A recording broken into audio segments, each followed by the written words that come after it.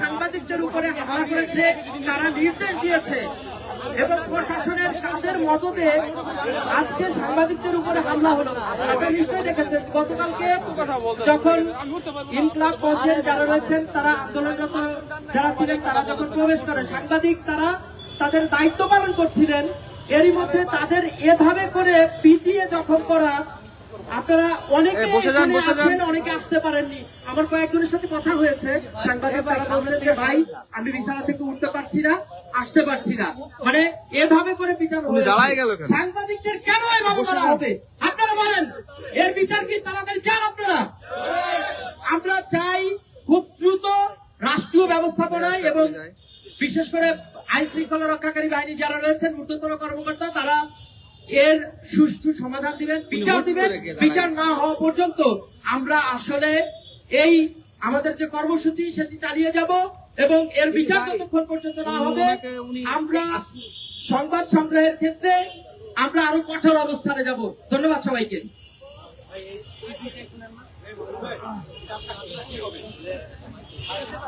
ধন্যবাদ। এ পর্যায়ে বক্তব্য রাখার জন্য অনুরোধ করছি জাগরণের যে মাল্টিমিডিয়া রিপোর্টার রাকিব মাহমুদ ভাইকে। রাকিব মাহমুদ ভাইকে বক্তব্য রাখার জন্য অনুরোধ করছি। বুঝে না গণমাধ্যম কর্মী তো বোঝার কথা।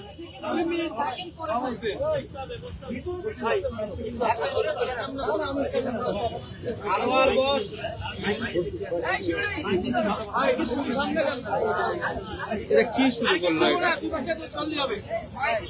মাইকের পাশে তো ভাই, এটা একটু নাম তো ভাই।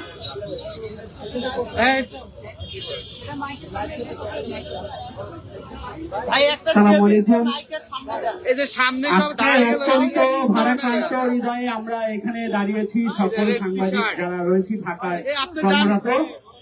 আজকে আমাদের এখানে দাঁড়ানোর কথা ছিল না, যার যার পেশাগত দায়িত্ব পালন করার কথা ছিল, কিন্তু অত্যন্ত দুঃখের সঙ্গে আমাদের আজকে এখানে দাঁড়াতে হয়েছে।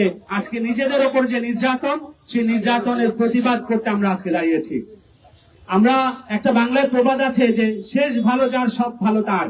আজকে আমরা যেটি দেখলাম যে ডক্টর ইউনূসের এই যে দীর্ঘদিনের যে যাত্রা, এই গণ অভ্যুত্থানের পর যে বাংলাদেশ হবার কথা ছিল, যে বাংলাদেশে সাংবাদিকদের বাকস্বাধীনতা থাকার কথা ছিল, যাদের সংবাদ সংগ্রহে কোনো বাধা প্রদান করার কথা ছিল না, সেই ডক্টর ইউনূসের যে পুলিশ, যে হাসিনা পুলিশের মতো ডক্টর ইউনূসের পুলিশ কিন্তু আজকে সাংবাদিকের উপর আরো ন্যাক্কারজনক ভাবে হামলা করেছে।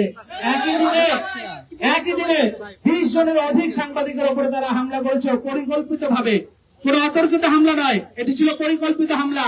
এবং এই গণমাধ্যমের কণ্ঠ রোধ করতে কেন ডক্টর ইউনূস পদক্ষেপ নিয়েছেন, এর বিচার চাই। আমরা দেখতে চাই গণমাধ্যমের স্বাধীনতার কথা যে বলা হয়, সেই গণমাধ্যমের স্বাধীনতা যেন সম্পূর্ণরূপে থাকে। একই সঙ্গে আগামীতে সামনে নির্বাচন, এই নির্বাচনকে ভণ্ডুল করার জন্য সাংবাদিকদের উপর হামলা কিনা এটিও খতিয়ে দেখার জন্য আমি আবেদন করছি।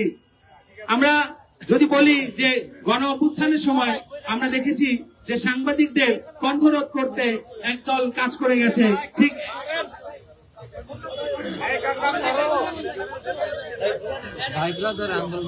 এবং আমরা দেখেছি যে বিভিন্ন সময় সাংবাদিকদের সাথে পুলিশের সুসম্পর্ক থাকার কথা থাকলেও যেখানে কিনা আমরা একসঙ্গে মাঠে কাজ করি, একসঙ্গে সকলের বিপদে আপদে আমরা কাজ করি।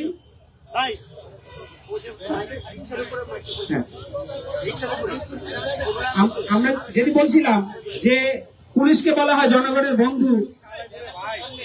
যে জনগণের বন্ধু যাদেরকে আমরা বলি, যাদেরকে আমরা ভাবি, তারা কি আসলেই জনগণের বন্ধু হতে পেরেছে? গণ অভ্যুত্থানের পর এই যে পোশাকের যে পরিবর্তন করা হয়েছে, এই পোশাক এত কোটি টাকা খরচ করে পোশাকের পরিবর্তনের মাধ্যমে কি আমরা তাদের চরিত্র পরিবর্তন করতে পেরেছি? যদি নাই পারি, তাহলে এই পুলিশ আসলে কিভাবে আমাদেরকে নিরাপত্তা দেবে? সামনে যে নির্বাচন, সেই নির্বাচনে তারা কিভাবে সাংবাদিকদের নিরাপত্তা দেবে? এটি একটা প্রশ্ন রয়ে গেল। তো আমি আজকে আমার যে গণমাধ্যম কর্মী যাদের উপরে হামলা হয়েছে তাদের বিচার, তাদের এই হামলার যে বিচার, এই বিচার আমরা চাই। এবং একই সঙ্গে যেসব পুলিশ এই ঘটনার সাথে জড়িত সকল পুলিশের অব্যাহতি চাই। আমি এই বলে আমার বক্তব্য শেষ করছি। সবাইকে ধন্যবাদ। ধন্যবাদ। এ পর্যায়ে আমরা গতকালকের ঘটনায় যে সকল সহকর্মী আমাদের আহত হয়েছেন তাদের কথা একটু শুনতে চাই। প্রথমেই শুনতে চাই আবু বকর, যিনি RTN এর মাল্টিমিডিয়ার ইনচার্জ, তার একটু বক্তব্য শুনতে চাই। কি ঘটনা ঘটেছিল? ধন্যবাদ।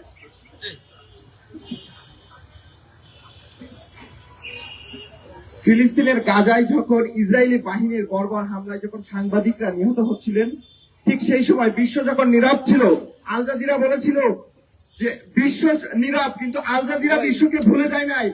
আজ গতকালকে মাল্টিমিডিয়া সাংবাদিকদের উপরে যেভাবে হামলা করা হয়েছে, আমরা বলতে চাই সারা বাংলাদেশের গণমানুষ যেভাবে নির্যাতনভাবে এই ঘটনার কোনো প্রতিবাদ না জানায় নাই, আমরা বলতে চাই যে মানুষ আমাদের উপরে না তাকালেও আমরা বাংলাদেশের মানুষকে ভুলে যায় নাই।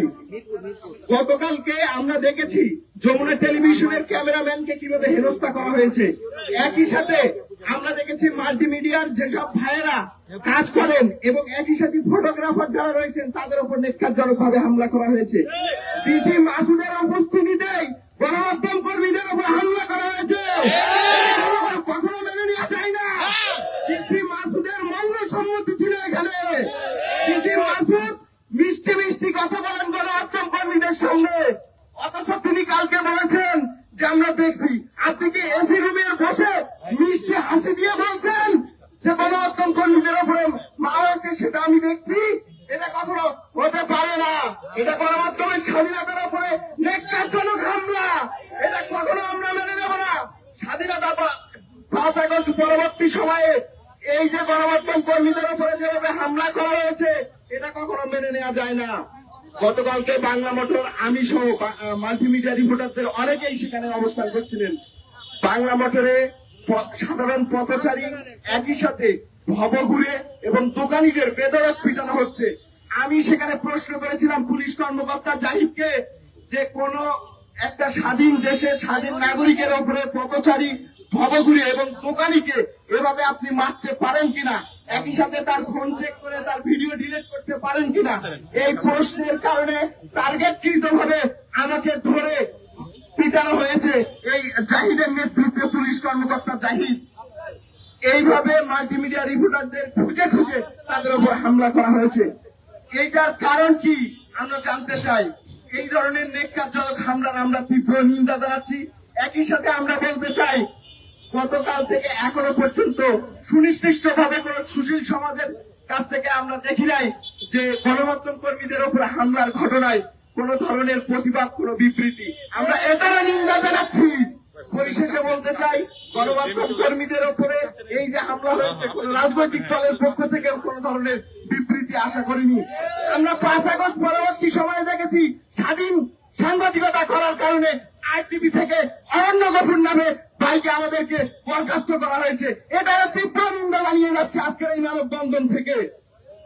সর্বশেষ সবাইকে ধন্যবাদ জানাচ্ছি, এখানে উপস্থিত সব সাংবাদিক ভাইদের। ধন্যবাদ। আমরা আরেকজন আহত ভাইয়ের কথা শুনবো, যিনি কালের কণ্ঠে কর্মরত ছিলেন। আমরা একটু শুধু কিভাবে ঘটনাটি ঘটেছিল সেটি বলার জন্য অনুরোধ করছি।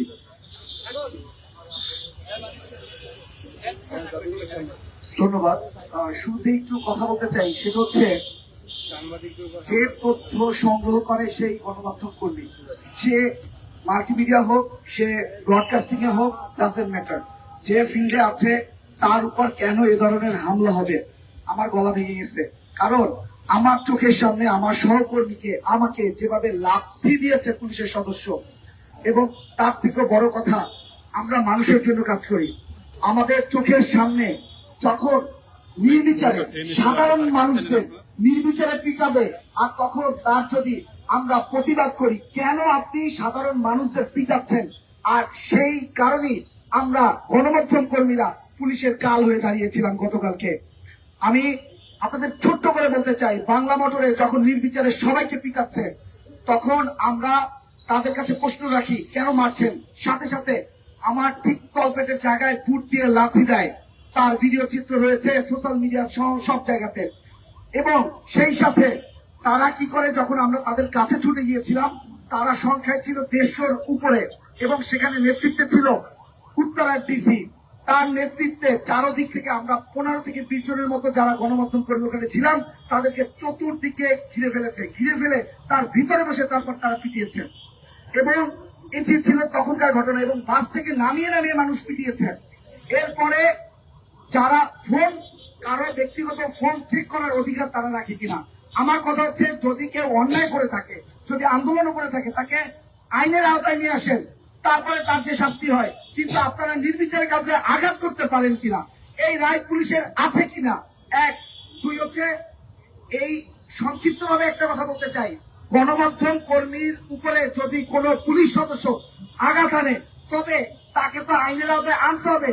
এবং আমরা এখানে যারা আছি গণমাধ্যম কর্মীরা সবাই আজকে থেকে হাইকোর্টে রিট করতে হবে যে কোন গণমাধ্যম কর্মীর উপর যদি কোনো পুলিশ হামলা করে তার বেতনের অর্ধেক টাকা সকল গণমাধ্যম যাকে মারবে তাকে দিয়ে দিতে হবে, এবং যদি গুরুতর আহত হয় তার পেনশনের সব টাকা দিয়ে দিতে হবে, এবং তাকে কঠিন আইনের আওতায় আনতে হবে।